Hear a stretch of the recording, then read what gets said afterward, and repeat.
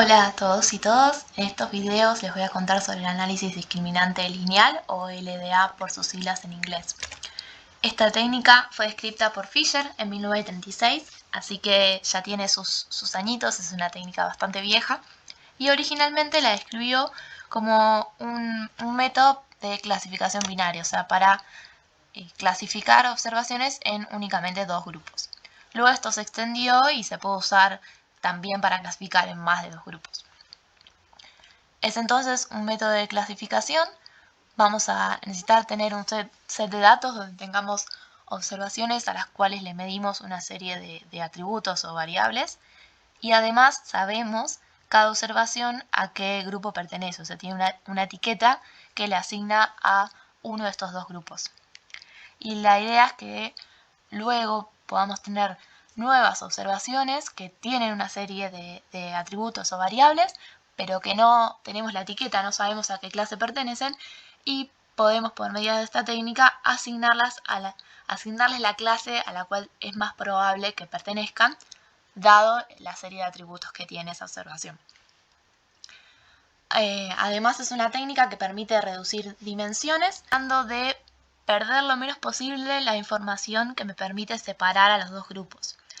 O sea, existen otros métodos de reducción de dimensiones, como por ejemplo PCA, que lo que buscan es conservar lo más posible la información en general, mientras que LDA lo que busca es conservar lo más posible la información que me permite separar a los grupos en particular, digamos, no toda la información que tengo de mi set de datos, sino particularmente la información que es relevante para separar estos dos grupos. Además, es bastante fácil de interpretar. Vamos a pensar que un primer objetivo que tiene el LDA, y bueno, es súper clave en realidad, acá está la clave del asunto, es encontrar una dirección que sea una combinación lineal de las variables originales que separe muy bien a los dos grupos. O sea, tenemos en este ejemplito, tenemos nuestras dos variables originales, x1 y x2, tenemos nuestro set de datos, que son estos puntos, y que a su vez cada dato tiene su etiqueta de si pertenece, digamos, al grupo de los azules o al grupo de los rojos. Y lo que buscamos es entonces una dirección, como esta que está acá, que es una combinación lineal de estas dos variables, x1 y x2, y que cuando proyectamos todas las observaciones sobre esta dirección, que es estos puntitos que nos quedan acá, podemos ver que los dos grupos quedan bien separados. O sea, tengo acá todos los puntos del grupo rojo y después todos los puntos del grupo azul bien separados. Esto podemos ver en este ejemplo que nos permite reducir el problema, que originalmente estaba en dos dimensiones, a una única dimensión, justamente preservando la información que me sirve para separar los grupos. Podría tener originalmente más de dos variables, muchísimas más, y también termina reduciéndolo a una única dimensión. Además, si yo acá podría poner un punto de corte, y entonces cuando tenga una nueva observación, proyectarla sobre este vector, y dependiendo de si está de un lado del punto de corte o del otro, asignarla a la clase de los azules o de los rojos. Podemos pensar, por ejemplo, no sé, si imaginamos una dirección que sea perpendicular a esta y queremos proyectar los puntos en una dirección que no es como esta, sino perpendicular, vamos a ver que se nos van a mezclar todos los puntos rojos y los puntos azules, o sea que no sería una buena dirección, mientras que esta que está marcada acá sí parece ser una muy buena dirección para separar los grupos, y es justamente lo que busca esta técnica. ¿Cómo hace entonces para encontrar a esta dirección? Lo que propuso Fisher es que lo que nosotros tenemos que buscar es maximizar la varianza entre clases sobre la varianza dentro de cada clase. O sea, lo que queremos es que cuando proyectamos, digamos, todos los puntos rojos, la media de estos puntos rojos esté lo más lejos posible de la media de estos puntos azules, o sea, en promedio los grupos estén lo más separados posibles cuando los proyecto sobre este vector. Y además quiero que tenga muy poca dispersión dentro de cada grupo.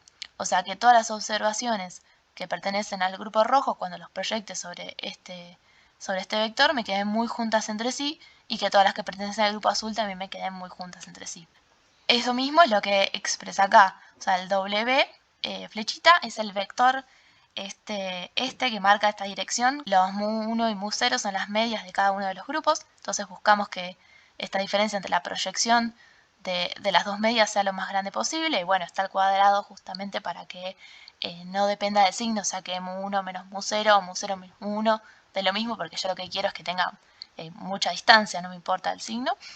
Y acá en el denominador tengo a sigma 1 y sigma 0, que son las matrices de varianza y covarianza de cada uno de los grupos. Y justamente está en el denominador porque yo quiero que cuando proyecte, digamos, las observaciones sobre W, me queden lo más juntas posibles, o sea, la dispersión sea lo más chiquita posible.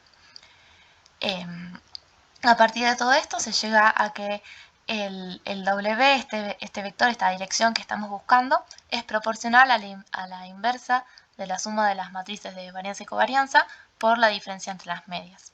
Todo método de clasificación va a buscar asignarle a una nueva observación el grupo al cual sea más probable que pertenezca. Entonces vamos a tener la probabilidad de que una nueva observación pertenezca al grupo 0 y la probabilidad de que una nueva observación, digamos, con todo su vector de atributos, pertenezca al grupo 1. Y vamos a asignar esta nueva observación al grupo al cual esta probabilidad sea mayor.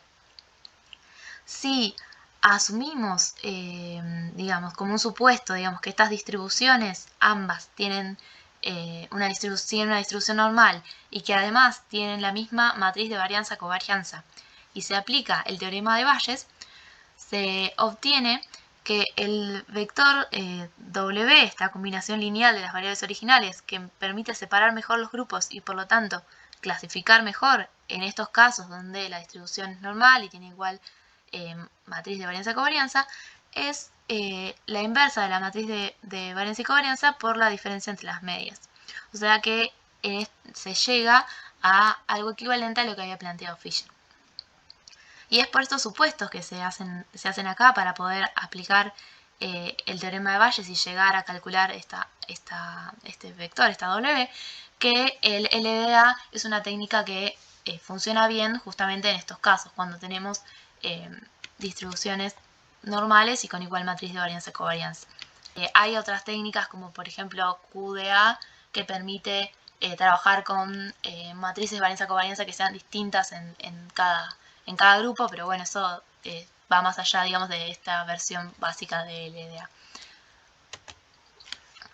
Entonces, una vez que tengo la dirección que me permite separar mejor a los dos grupos, si mi objetivo era reducir las dimensiones, con eso ya estoy, digamos, ya tengo ahora una única dimensión que conserva lo más posible la información que me permite justamente separar grupos.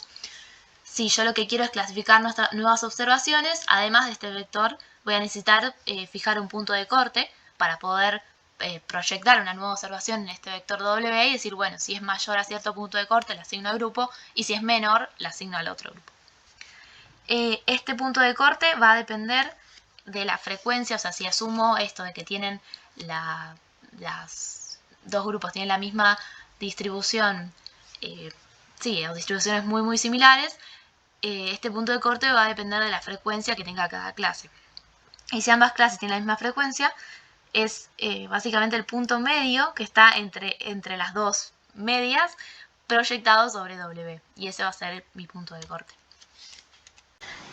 Entonces, esta técnica, a modo de conclusión, lo que va a hacer es encontrar un vector, que es una combinación lineal de las variables originales, que mejor separe a los dos grupos.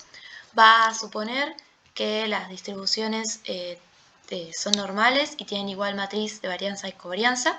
Y en estos casos, ese vector que mejor separa a los grupos es equivalente a buscar el vector que maximice la varianza entre grupos sobre la varianza dentro del grupo.